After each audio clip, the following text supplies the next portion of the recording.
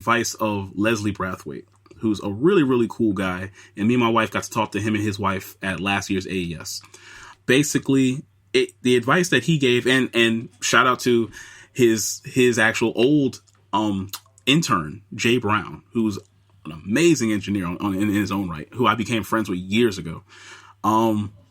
Basically, they both told me the exact same thing, that at the end of the day, if you want to be a mixing engineer and you want to be primarily a mixing engineer, well, then you need to stop recording and start doing just mixing.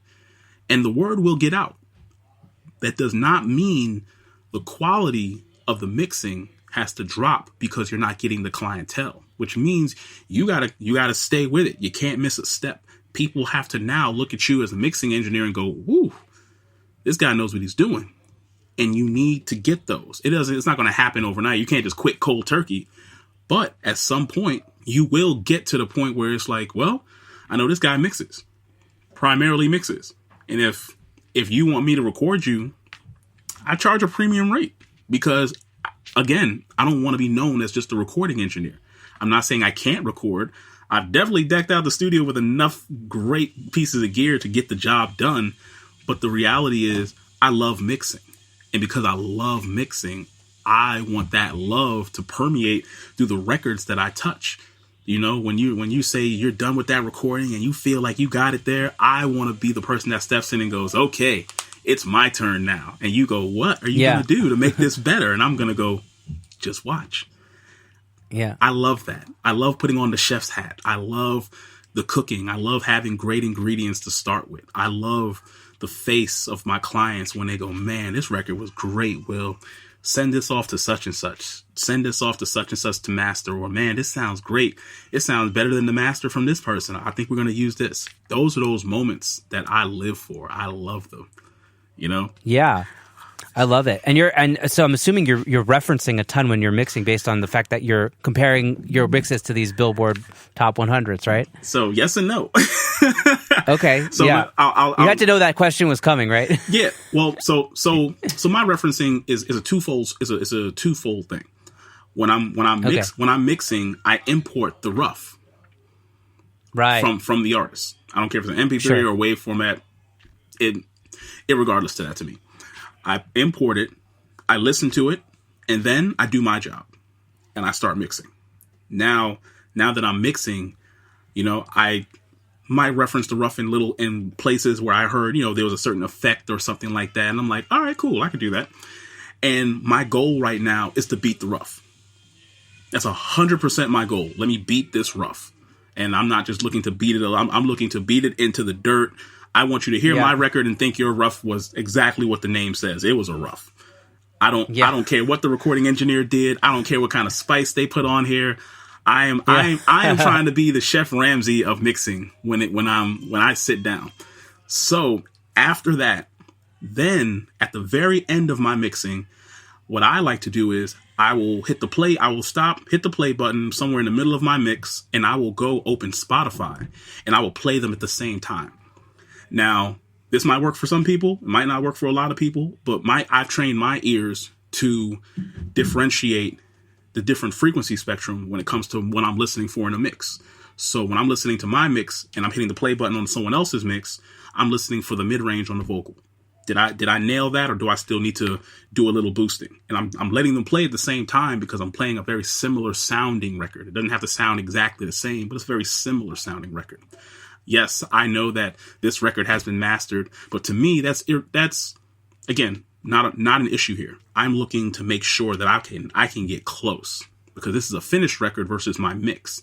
If my mix can compete with a finished record, I know I'm either done or close to being done. So I'm going to boost or cut what I need to. I'm listening to the low end because I've got a crazy subset up here, and I can hear the low end extremely well.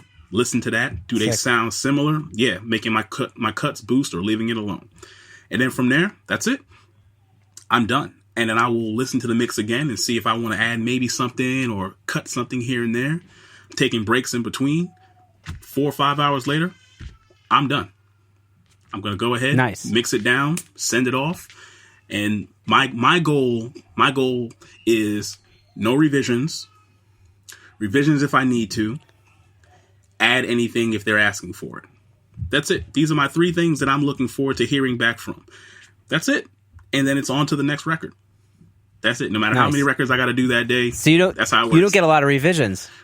No, I don't really get a lot of revision things. Like revisions for me would be like, this vocal part might be a little too loud. Can you bring that down? Or, hey, can you smooth out this delay here a little bit? You know, simple things where it's like, if someone says, hey, can you smooth out that delay? Sure.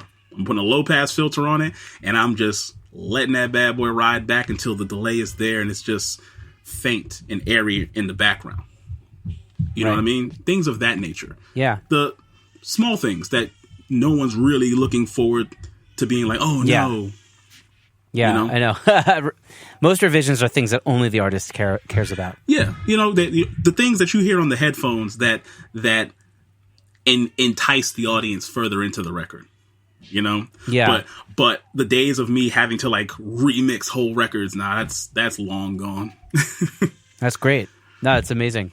I feel like sometimes I ask people, mixing engineers, and they give me a range of being like, I want that first mix to be perfect, to like, you know, I'll send a mix when I think it's like 80% of the way. Is this the right direction? And then they get feedback, and then they kind of tweak it from there.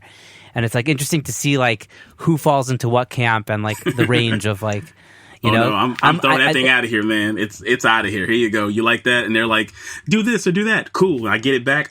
You know what I used to be bad because when I used to take it so personal when people would ask for revisions, I'd go and remix the whole record again. Like, oh no. Yeah, and that because that's how my mind would take it, because I didn't go to school, right? So I had no real formal training, and I worked at other studios. But when you work in a studio underneath somebody, it's more be quiet and watch and listen instead of, well, what do I do here? And what's this? And what's that? You know, you kind of have to wait and abide by the rules of time.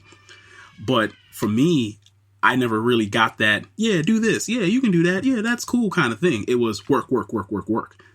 And then you pick up if you pick up. And when I was younger, I was just like, if someone says they didn't like this, they probably don't like the whole record kind of thing. That was my mindset. You know, now, you're overthinking everything. Exactly, you know, but now I know now the steps, and I take the proper steps. So I know it's like, okay, I can do this with the mix. But I know when I send this out to one of my mastering guys, they're gonna take it home. You know, they're gonna knock it out the park. Record is done. You know what I'm saying? Things of that nature. When you're trying to provide that kind of service to people, that's what you get. You know what I mean? Yeah, totally.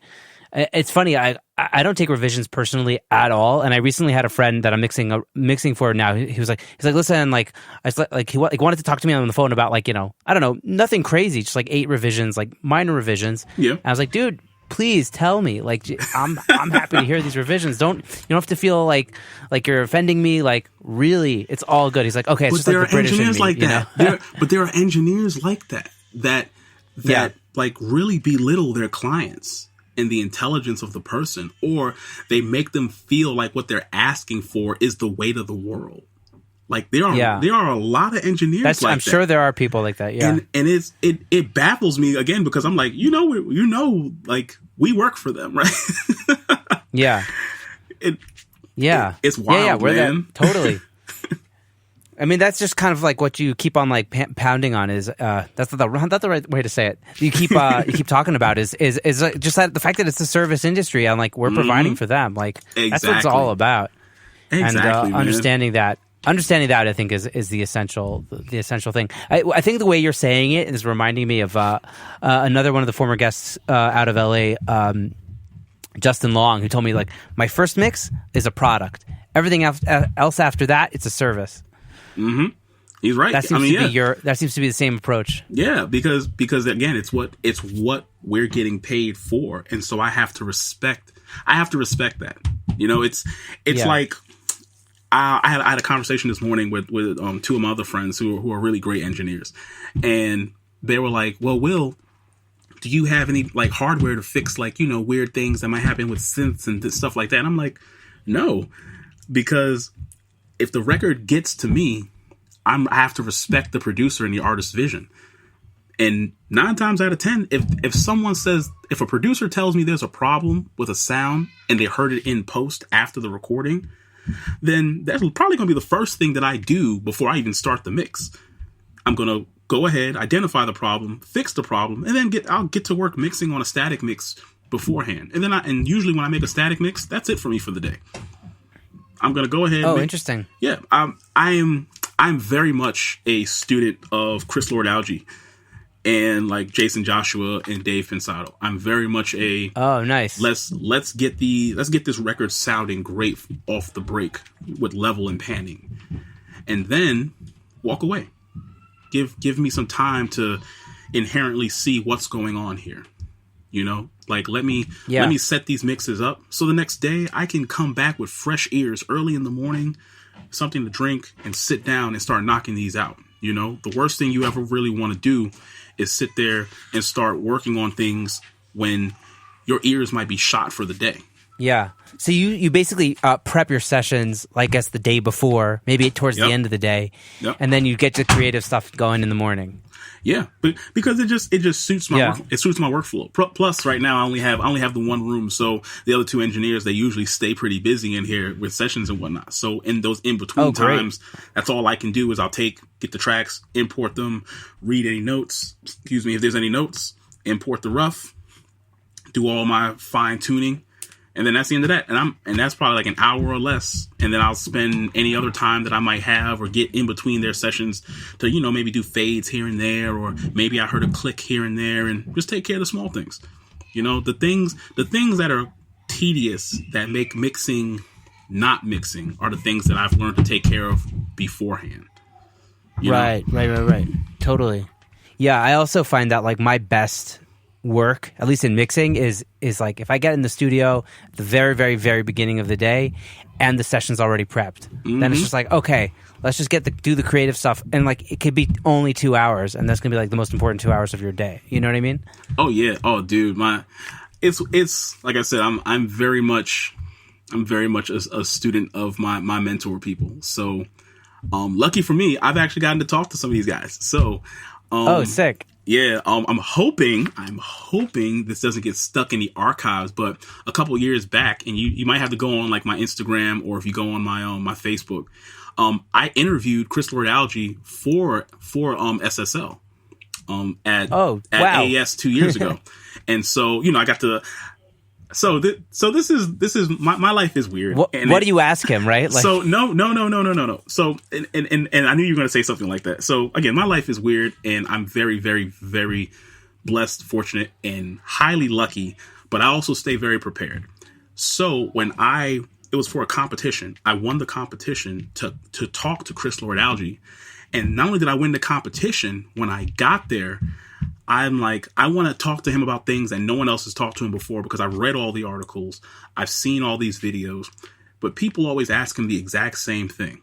To me, that's stupid, because it doesn't show the growth of not only the people asking the questions, but it doesn't show the growth of us as a community for the engineer in particular. So, as luck would have it, I run into his brother, Tom Lord-Alge. And me and Tom spend about an hour talking about his mom and their upbringing, and how their mom is the reason why they're in the studio in the first place, and the relationship between Chris and his daughter, the relationship that Chris has with all these other engineers, and they're not talking about music, but they're talking about the lives that they live.